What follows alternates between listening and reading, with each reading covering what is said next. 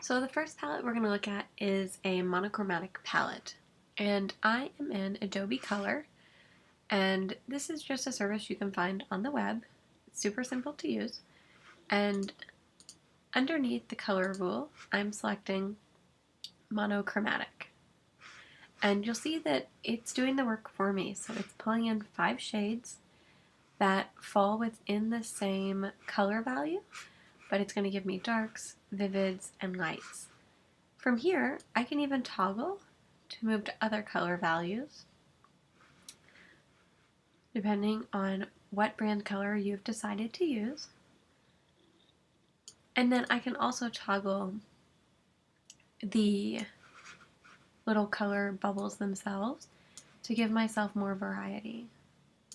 So in doing this, I'm developing a more rich palette, and that's the rules that I was talking about in number 3 with the squint test. So you can squint and see that this is light, this is vivid, these two are dark, and this is another vivid. But this and this are relatively in the same kind of brightness family, as well as this and this. So you want to make sure that you have a good variety of color. You wouldn't want to, for example, pull them all here just because you love bright pink.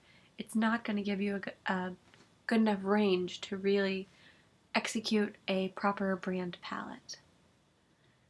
The second color option you have is Analogous, which is the top one. And so these are going to be 5 colors that fall on the same area of the color wheel. Analogous palettes are usually seen as calming and put together. Depending on what your brand is, that could fit for you. So it's picked up the same things here, and you can move them if you prefer to see them in order. And you can also toggle these down to give yourself a little more variety, and you can even expand them out if you want to get a little crazier. But like I said, to pass the squint test, you need light and dark colors. So maybe on this purple, I'm going to bring it down and make it more of a lavender. And then on this red, I'm really going to bring it down and actually have it be something in the nude family. And you'll see that this gives me a nice variety on my palette. And you can even see that happening visually with the bubbles, that they're spread across the spectrum of light to bright. And you can play with these here as well and shift things to be darker or whatnot. So the Analogous palette that we're looking at now, remember those go straight in a line on one area of the color wheel. You can also do a Complementary palette, which means that your color scheme falls on opposite ends of the color spectrum. In this case, you're going to have a very energetic brand. These can sometimes be tough on the eyes, so just be careful with them that you're not getting too wild, essentially. So you'll see that as I shift around the color wheel, it's pulling the colors directly across.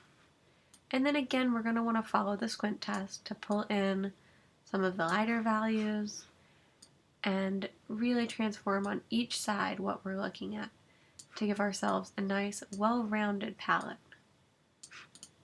So we have a darker color, lighters, and then medium tones here. The Triad, which is the next traditional color palette method on our list, means that we're going to have 3 equally spaced color choices. So this is usually, I would say, the most common if you're building your own palette, because it gives you lots of diversity in color without it being as intense as the complement is. So in this case, again, you can see that by dragging around the wheel, it's automatically selecting the Triad for you. And so you would just need to, wherever you're happy, to select your actual hue. So if you want it to be kind of a minty green, and you can even go here and mess with it here if you'd like. So you really want this to be a light, nice minty green, and it's pulled it there for you. And then sticking with our squint test, pulling that one darker. And I'm going to do the same for the purples. These are too close in value. And you'll see as I move these, the other ones do move too because it's following the color rule. So if you need a little more assistance when you're doing your colors, this is a really great place to start because it's going to give you so many options, but it's also going to keep your palette a little more refined than if you try to freeform it as a non-designer.